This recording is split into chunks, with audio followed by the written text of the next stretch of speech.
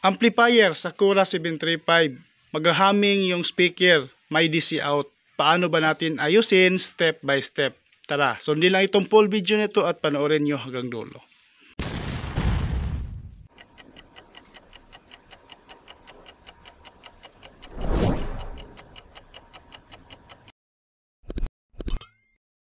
So hello guys, meron po tayong i-repair no, sa Cura 735. So yan o, buksan natin. Hindi na lang may kasi wala ng output no. Check natin kung anong nasa loob nito.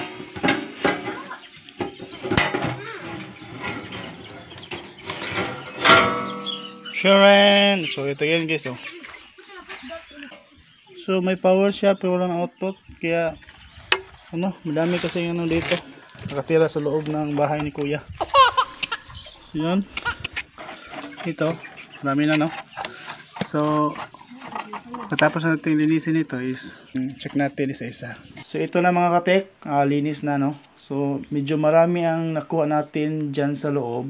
So yan no, marami yan no. So yan yung minsan dahilan bakit magkalawang yung mga paa ng ating mga resistor no. So dapat kukunin natin yan at linisin at check natin isa-isa kung meron ba siyang shorted and meron ba siyang okay pa ba yung value ng ating mga resistor at saka mga capacitor at saka okay pa ba yung transistor, leak pa ba, short or open. So yan.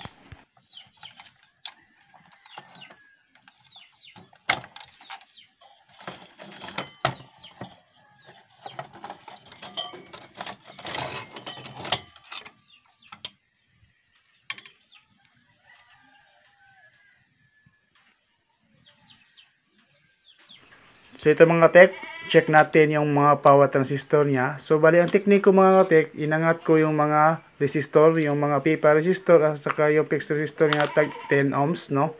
So tapos para yung mga resistor wala nang connection sa bawat paa ng ating power transistor. So yun yung tekniko. Kasi kung kunin o baklasin natin yung power transistor nito is bali 8 yan at mahirapan po tayo, medyo matagalan po tayo. So ang ginawa ko is inangat ko yung mga resistor na connection sa ating power transistor. So pagkatapos i-select lang natin yung ating multi-tester na times 10.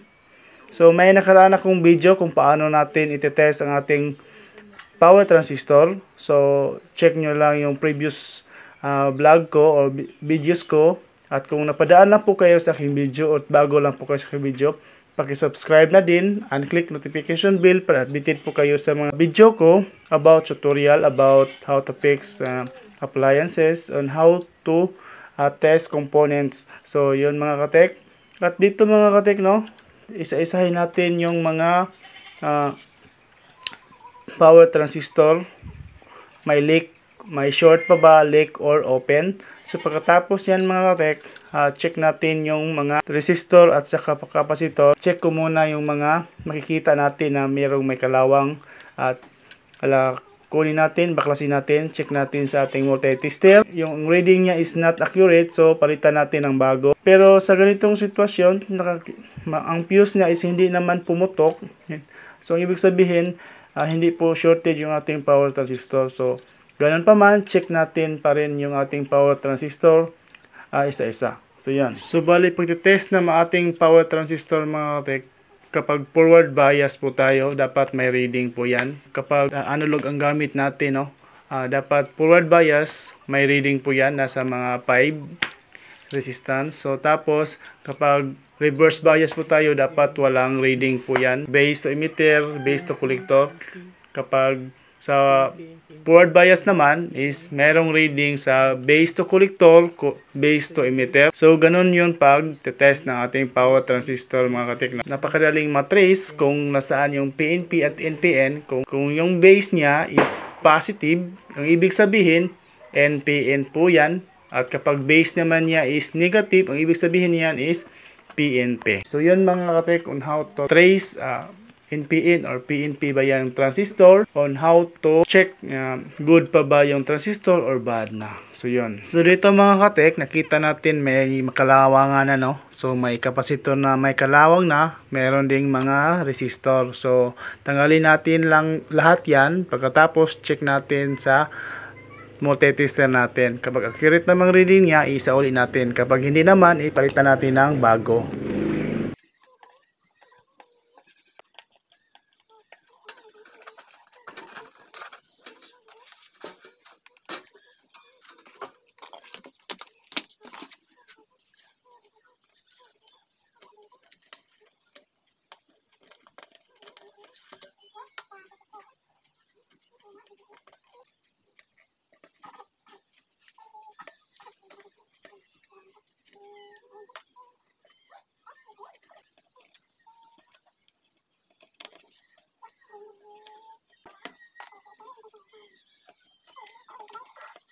Ito lahat mga katek, ito na yung mga may kalawang, no? So check natin, pagkatapos check natin yung iba, isauli natin kapag good pa ba, kapag sira na, at papalitan natin ng bago. So bali marami sila, no? Mostly mga resistor po yan, kinalawang na merong kapasitor, medyo hindi masyadong marami. So mas marami is yung resistor. Yan po din dahilan merong DC out minsan, kasi kapag may shorted ang ating kahit isa sa ating pyesa. So ang gagawin lang natin is check natin isa-isa, o check voltage check po tayo, at check natin yung power trans, at check natin pyesa isa-isa. So yan. So ito na mga katek, nalagyan nato ng bago na mga resistor. Yung iba mga katek, napansin nyo may dinugtong ako, no? Kasi walang available sa store dito sa malapit sa atin. So yun, wala. So ginajumper ko, sinihinang ko lang ng mabuti, o sinusulda ko lang ng mabuti.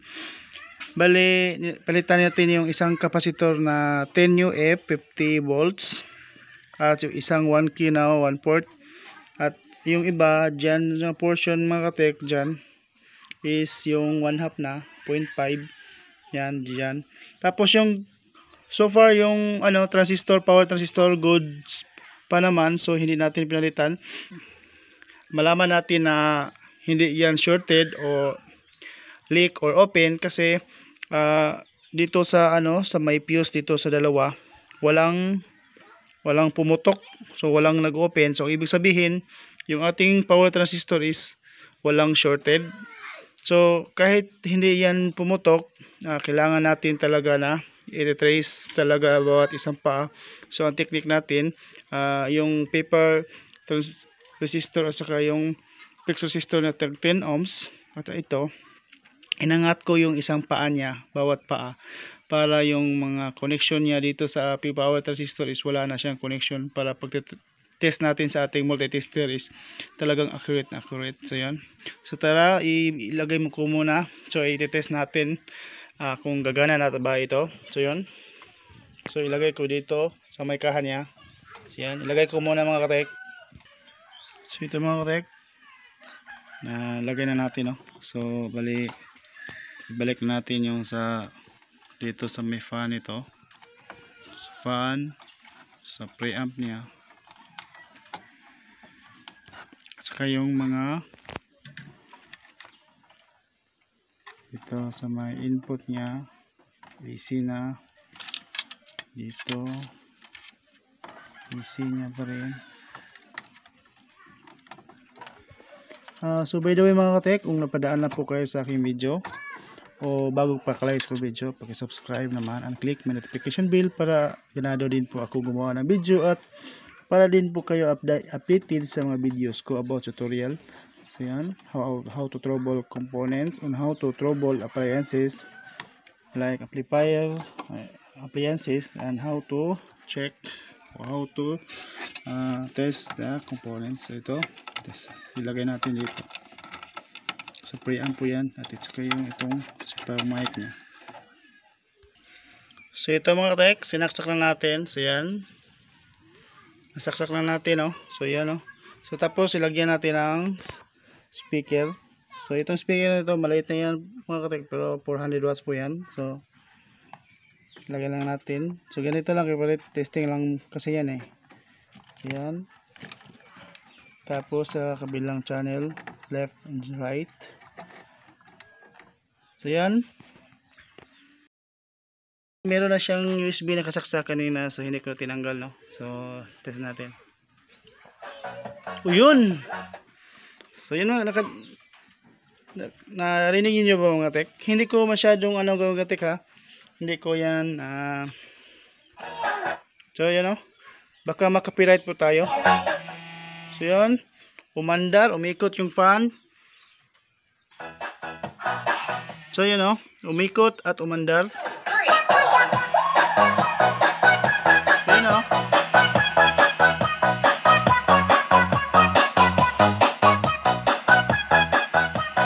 So, bali, i-check natin yung balance niya.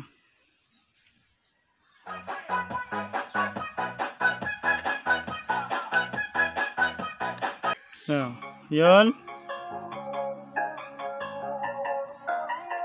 Yun, meron.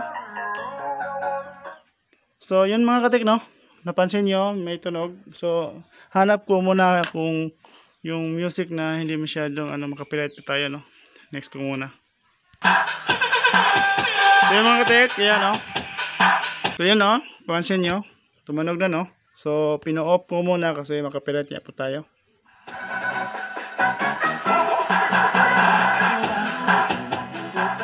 So ngayon, ang balance natin ulit, i-check natin, no? So yun, tumunog yung isang channel, no? So sa kabila. So yun.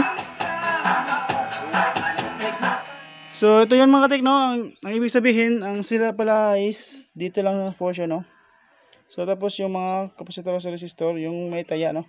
So kung meron na yung mga may kalawang na, so palitan nyo na lang. Tapos check nyo yung power transistor, check nyo yung mga resistor. Yung mga may kalawang, check ko gamit ang ating multitester at walang yung value niya is umiba. So minsan wala, minsan hindi. So pinalitan ko.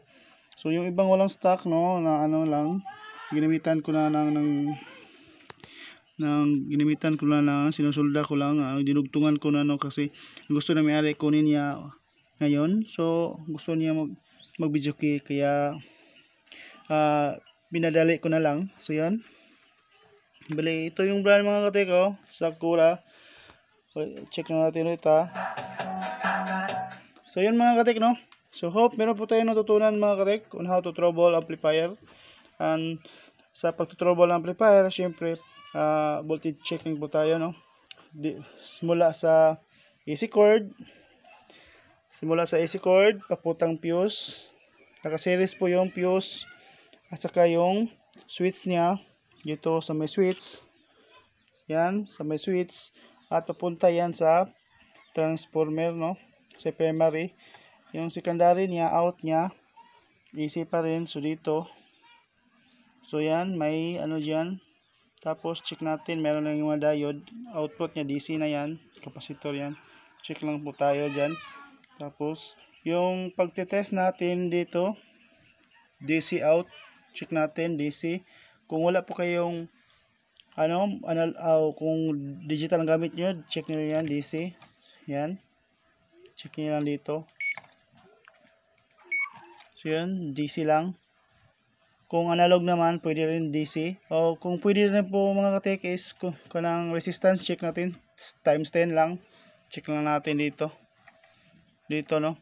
Kapag pumalo, dandahang pamalo, ibig sabihin okay na po yan. Kasi dito may resistance talaga yan.